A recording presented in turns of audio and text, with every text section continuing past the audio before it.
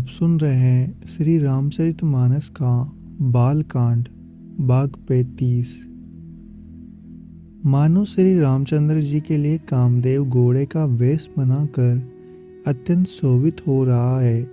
वह अपनी अवस्था, बल, रूप, गुण और चाल से समस्त लोगों को मोहित कर रहा है। सुंदर मोती, मणि और माणिक्य लगी हुई जड़ाऊ जीन ज्योति से जगमगा रही है। उसकी सुंदर घुंघरू लगी ललित लगाम को देखकर देवता, मनुष्य और मुनि सभी ठगे जाते हैं। प्रभु की इच्छा में अपने मन को लीन किए चलता हुआ वह घोड़ा बड़ी शोभा पा रहा है, मानो तारागण तथा बिजली से अलंकृत मेघ सुंदर मोर को नचा रहा हो। जिस श्रेष्ठ घोड़े पर श्री राम जी सवार है, उसका वर्णन सरस्वती जी भी नहीं कर सकती। शंकर जी श्री राम जी के रूप में ऐसे अनुरक्त हुए हैं कि उन्हें अपने 15 नेत्र से इस समय बहुत ही प्यारे लगने लगे। भगवान विष्णु ने जब प्रेम सहित श्री राम को देखा, तब वे श्री लक्ष्मी जी के पति श्री लक्ष्मी जी सहित मोहित हो गए। श्री राम जी की शोभा देखकर ब्रह्मा जी बड़े प्रसन्न हुए, पर अपने 8 ही नेत्र जानकर पछताने लगे। देवताओं के सेनापति स्वामी कार्तिक के हृदय में बड़ा उत्साह है, क्योंकि वे ब्रह्मा जी से जोड़े अर्थात 12 नेत्रों से राम दर्शन सुंदर लाभ उठा रहे हैं। सुजान इंद्र अपने 1000 नेत्रों से श्री राम जी को देख रहे हैं और गौतम जी के साप को अपने लिए परम हितकर मान रहे हैं। सभी देवता देवराज इंद्र से ईर्ष्या कर रहे हैं कि आज इंद्र के समान भाग्यवान दूसरा कोई नहीं है। श्री राम जी को देखकर देवगण प्रसन्न है और दोनों राजाओं के समाज में विशेष हर्ष छा रहा है। दोनों ओर से राम समाज अत्यंत हर्ष है और बड़े जोर से नगाड़े बज रहे हैं। देवता प्रसन्न होकर और रघुकुल मणि श्री राम जी की जय हो कहकर फूल बरसा रहे हैं। इस प्रकार बारात को आती हुई जानकर बहुत प्रकार के बाजे बजने लगे और रानी सुहागिन स्त्रियों को बुलाकर परछन के लिए मंगल द्रव्य सजाने लगी। अनेक प्रकार से आरती सजाकर और समस्त मंगल द्रव्यों को यथा योग्य सजाकर गजगामिनी उत्तम स्त्रियां आनंद पूर्वक परछने के लिए चली। सभी स्त्रियां चंद्रमुखी और सभी मृगलोचनी हैं और सभी अपने शरीर की शोभा रति के गर्भ को छुड़ाने वाली है। रंग रंग की सुंदर साड़ियाँ पहने हैं और शरीर पर सब आभूषण सजे हुए हैं। समस्त अंगों को सुंदर मंगल पदार्थों से सजाए हुए वे कोयल भी लजाती हुई गान कर रही है। कंगन, करदनी और नूपुर बज रहे हैं। स्त्रियों की चाल देखकर कामदेव के हाथी भी लजा जाते हैं। अनेक प्रकार के बाजे बज रहे हैं। आकाश, नगर दोनों स्थानों में सुंदर मंगलाचार हो रहे हैं। इंद्राणी, सरस्वती, लक्ष्मी, पार्वती और जो स्वभाव से ही पवित्र और सयानी देवांगनाएं थी, वे सब कपट से सुंदर स्त्री का वेश बनाकर रनिवास में जा मिली और मनोहर वाणी से मंगल गान करने लगी। सब कोई हर्ष के विशेष वश थे, अतः किसी ने उन्हें पहचाना नहीं। कौन किसे पहचाने जाने, आनंद के बस हुई सब दुल्हे बने हर ब्रह्म का प्रचन करने चली। मनोहर गान हो रहा है, मधुर मधुर नगाड़े बज रहे हैं, देवता फूल बरसा रहे हैं। बड़ी अच्छी शोभा है। आनंद कंद दुल्हे को देखकर सब स्त्रियां हृदय में हर्षित हुई है। उसके कमल सरी के नेत्रों में प्रेम शुरु को देखकर जल उमड़ आया और सुंदर अंगों में पुलकावली छा गई। श्री राम जी का वर वेश में देखकर सीता जी की माता सुनैना जी की मन में जो सुख हुआ, उसे हजारों सरस्वती और शेष जी 100 कल्पों में भी नहीं कह सकते, अथवा लाखों सरस्वती और शेष लाखों कल्पों में भी नहीं कह सकते। मंगल अवसर जानकर नेत्रों के जल को रोके हुए रानी प्रसन्न मन से पर्छन कर रही है। वेदों में कहे हुए कुलाचार के अनुसार सभी व्यवहार रानी ने भली भांति किए। पंच शब्द, पंचध्वनि और मंगलागान हो रहे हैं। नाना प्रकार के वस्त्रों के पावड़े पड़ रहे हैं। उन्होंने रानी ने आरती करके अर्घ्य दिया। तब श्री राम जी ने मंडप में गमन किया। दशरथ जी अपनी मंडली सहित विराजमान हुए। उनके वैभव को देखकर लोकपाल भी लजा गए। समय समय पर देवता फूल बरसाते हैं और भूत देव ब्राह्मण का समय अनुकूल शांति पाठ करते हैं। आकाश और नगर में शोर मच रहा है। अपनी पराई कोई कुछ भी नहीं सुनता। इस प्रकार श्री राम जी मंडप में आए और अर्घ्य देकर आसन पर बैठाए गए। आसन पर बैठाकर आरती करके दूल्हे को देखकर स्त्रियां सुख पा रही है। वे ढेर के ढेर मणि, वस्त्र और गहने निछावर करके मंगल गा रही है। ब्रह्मा आदि श्रेष्ठ देवता ब्राह्मण का वेश बनाकर कौतुक देख रहे हैं। वे रघुकुल रूपी कमल के प्रफुल्लित करने वाले प्रभु सूर्य श्री रामचंद्र जी की छवि देखकर अपना जीवन सफल जान रहे हैं।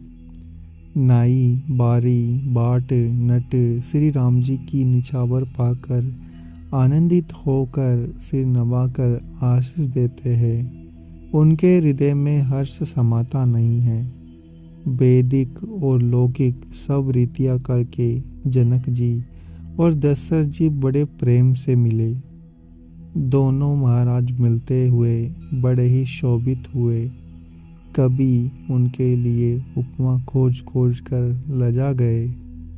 जब कहीं भी उपमा नहीं मिली तब हृदय में हार मानकर उन्होंने मन में ही यही उपमा निश्चित की गई कि इनके समान ये ही है।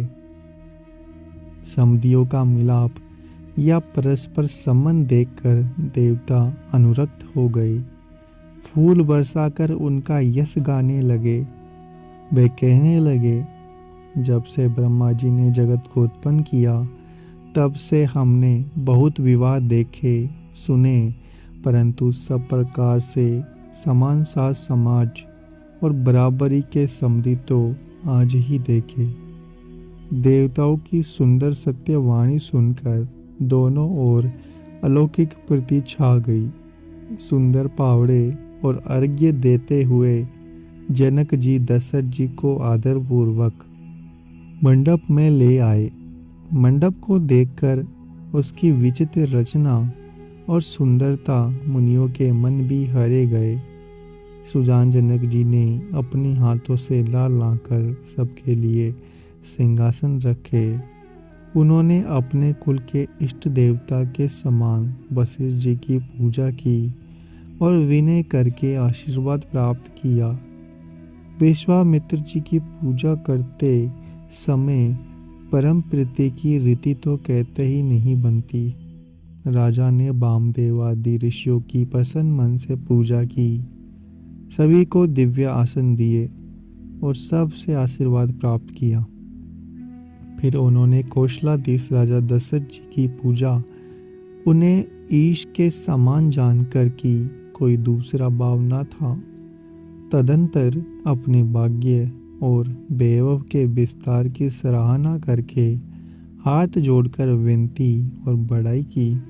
राजा जनक जी ने जब सब बारातियों का समधी दशरथ जी के समान ही सब प्रकार से आदर पूर्वक पूजन किया और सब किसी को उचित आसन दिए, मैं एक मुख से उस उत्साह का क्या वर्णन करूं।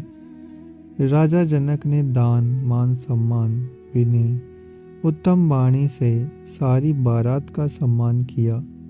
ब्रह्मा, विष्णु, शिव, दिक्पाल और सूर्य जो श्री रघुनाथ जी का प्रभाव जानते हैं, वे कपट से ब्राह्मणों का सुंदर वेश बनाए बहुत ही सुख पाते हुए सब लीला देख रहे हैं। जनक जी ने उनको देवताओं के समान जानकर उनका पूजन किया और बिना पहचाने भी उन्हें सुंदर आसन दिए। कौन किसको जाने पहचाने, सबको अपनी ही सुध बोली हुई है। आनंद कंद दूल्हे को देखकर दोनों ओर आनंदमयी स्थिति हो रही है।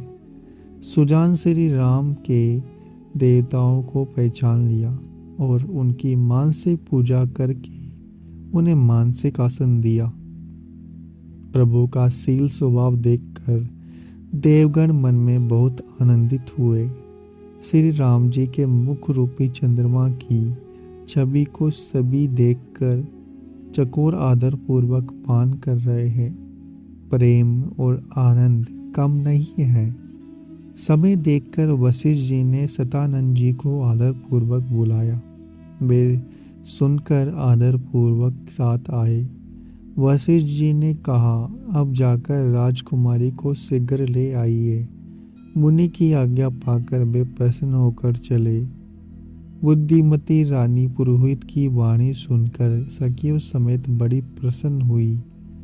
ब्राह्मणों की स्त्रियों और कुल की बूढ़ी स्त्रियों को बुलाकर उन्होंने कुल रीति करके सुंदर मंगल गीत गाए। श्रेष्ठ देवांगनाएं जो सुंदर मनुष्य स्त्रियों के वेश में है, सभी स्वभाव से ही सुंदरी श्यामा है। उनको देखकर रनिवास की स्त्रियां सुख पाती है और बिना पहचान ही वे सबको प्राणों से भी प्यारी हो रही है। उन्हें पार्वती, लक्ष्मी, सरस्वती के समान जानकर रानी बार बार उनका सम्मान करती है। सीता जी का श्रृंगार करके मंडली बनाकर प्रसन्न होकर उन्हें मंडप में लिवा चली। सुंदर मंगल का साज सजाकर स्त्रियां और सखियां आदर सहित सीता जी को लिवा चली। सभी सुंदरियां 16 श्रृंगार करके मतवाले हाथियों की चाल से चलने वाली है। उनके मनोहर गान को सुनकर मुनि ध्यान छोड़ देते हैं और कामदेव कोयल भी लजा जाती है। पाजेब, पैंजनी और सुंदर कंकण काल की गति पर बड़े सुंदर बज रहे हैं। सहज ही सुंदरी सीता जी स्त्रियों के समूह में इस प्रकार शोभा पा रही है, मानो छवि रूपी ललनाओं के समूह के बीच साक्षात परम मनोहर शोभा रूपी स्त्री सुशोभित हो। सीता जी की सुंदरता का वर्णन नहीं हो सकता, क्योंकि बुद्धि बहुत छोटी है और मनोहरता बहुत बड़ी है। रूप की राशि और सब प्रकार से पवित्र सीता जी को बारातियों ने आते देखा। सभी उन्हें मन ही मन प्रणाम किया। श्री राम जी को देखकर तो सभी पूर्ण काम हो गए। राजा दशरथ जी पुत्रों सहित हर्षित हुए। उनके हृदय में जितना आनंद था वह कहा नहीं जा सकता। देवता प्रणाम करके फूल बरसा रहे हैं। मंगलों की मूल मुनियों के आशीर्वादों की ध्वनि हो रही है। गानों और नगाड़ों के शब्दों से बड़ा शोर मच रहा है। सभी नर नारी प्रेम आनंद में मग्न हैं। इस प्रकार सीता जी मंडप में आई। मुनिराज बहुत ही आनंदित हुए और शांति पाठ पढ़ रहे हैं। उस अवसर की सब रीति व्यवहार कुलाचार दोनों कुल गुरुओं ने किया। कुलाचार करके गुरुजी प्रसन्न होकर गौरी जी, गणेश जी और ब्राह्मणों की पूजा करा रहे हैं। देवता प्रकट होकर पूजा ग्रहण कर रहे हैं, आशीर्वाद देते हैं और अत्यंत सुख पा रहे हैं। मधु पर्क आदि जिस किसी भी मांगलिक पदार्थ की मुनि जिस समय भी मन में चाह मात्र करते हैं, सेवक गण उसी समय सोने की प्रातों में और कलशों में भरकर उन पदार्थों को लिए तैयार रहते हैं। स्वयं सूर्य देव प्रेम सहित अपने कुल की सब रीतियां बता देते हैं और वे सब आदर पूर्वक की जा रही है। इस प्रकार देवताओं की पूजा करा के मुनियों ने सीता जी को सुंदर सिंहासन दिया। श्री सीता जी और श्री राम जी का आपस में एक दूसरे को देखना और उनका परस्पर प्रेम किसी को लख नहीं पड़ रहा है। जो बात श्रेष्ठ मन, बुद्धि और वाणी से भी परे है, उसे कभी क्यों कर प्रकट करे। हवन के समय अग्निदेव शरीर धारण करके बड़े ही सुख रूप से आहुति ग्रहण करते हैं और सारे वेद ब्राह्मण का वेश धरकर विवाह की विधियां बताते हैं। जनक जी की जगत विख्यात पटरानी और सीता जी की माता का वखान तो हो ही कैसे सकता है। सुयश, सुकृत, सुख और सुंदरता सबको बटोर कर विधाता ने उन्हें संवार कर तैयार किया है। समय जानकर श्रेष्ठ मुनियों ने उनको बुलाया। यह सुनते ही सुहागिन स्त्रियां उन्हें आदरपूर्वक ले आई। सुनिए न जी, जनक जी की बाई और ऐसे सो रही है मानो हिमाचल के साथ मीना जी शोभित हो। पवित्र, सुगंधित और मंगल जल से भरे सोने के कलश और मणियों की सुंदर प्रातें राजा और रानी ने आनंदित होकर अपने हाथों से लाकर श्री राम जी के आगे रखी। मुनि मंगलवाणी के वेद पढ़ रहे हैं। सुअवसर जानकर आकाश से फूलों की झाड़ी लग गई है।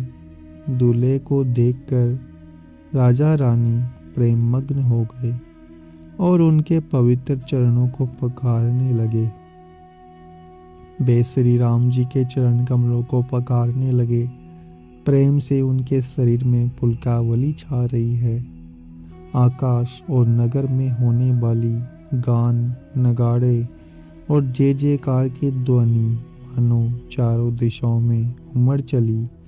जो चरण कमल कामदेव के शत्रु श्री शिव जी के हृदय रूपी सरोवर में सदा ही विराजते हैं, जिनका एक बार भी स्मरण करने से मन में निर्मलता आ जाती है, कलयुग के सारे पाप भाग जाते हैं, जिनका स्पर्श पाकर गौतम मुनि की स्त्री अहल्या ने जो पापमय थी परम गति पाई, जिन चरण कमलों का मकरंद रस शिव जी के मस्तक पर विराजमान है, जिसको देवता पवित्रता की सीमा बताते हैं, मुनि और योगी जन अपने मन को बोरा बनाकर जिन चरण कमलों का सेवन करके मनोवांछित गति प्राप्त करते हैं, उन्हीं चरण कमलों को भाग्य के पात्र जनक जी धो रहे हैं। यह देखकर सब जय जयकार कर रहे हैं। दोनों कुलों के गुरु वर और कन्या की हथेलियों को मिलाकर शाकोचार कर रहे हैं।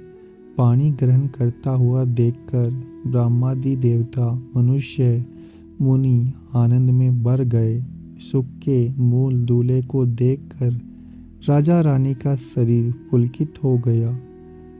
हृदय आनंद से उमंग उठा। राजाओं के अलंकार स्वरूप महाराज जनक जी ने लोक और वेद की रीति को करके कन्यादान किया। जैसे हिमवान ने शिव जी को पार्वती और सागर ने भगवान विष्णु को लक्ष्मी दी थी, वैसे ही जनक जी ने श्री राम जी को सीता जी समर्पित की, जिससे विश्व में सुंदर नवीन कीर्ति छा गई। जनक जी कैसे विनती करे, उस सावली मूर्ति तो उन्हें सचमुच विदेह ही कर दिया। विधि पूर्वक हवन करके गठजोड़ों की गई और बावरे होने लगे। जय ध्वनि, बंदी ध्वनि, वेद ध्वनि, मंगल गान, नगाड़ों की ध्वनि सुनकर चतुर देवगण हर्षित हो रहे हैं। कल्प वृक्ष के फूलों को बरसा रहे हैं। वर्ण और कन्या सुंदर बावरे दे रहे हैं। जब सब लोग आदर पूर्वक नेत्रों का परम लाभ ले रहे हैं, मनोहर जोड़ी का वर्णन नहीं हो सकता। जो कुछ उपमा कहूँ वही थोड़ी होगी। श्री राम जी और श्री सीता जी की सुंदर परछाई मणियों के खंभों में जगमगा रही है, मानो कामदेव और रति बहुत से रूप धारण करके श्री राम जी के अनुपम विवाह को देख रहे हैं। उन्हें कामदेव और रति को दर्शन की लालसा और संकोच दोनों ही कम में नहीं है। इसलिए वे मानो बार बार प्रकट होते और छिपते हैं। सब देखने वाले आनंद मग्न हो गए और जनक जी की बातें सभी अपनी शुद्धि भूल गए। अगर आपको हमारा ये प्रयास अच्छा लग रहा है तो चैनल को सब्सक्राइब करें, वीडियो को लाइक और शेयर करना ना भूलें।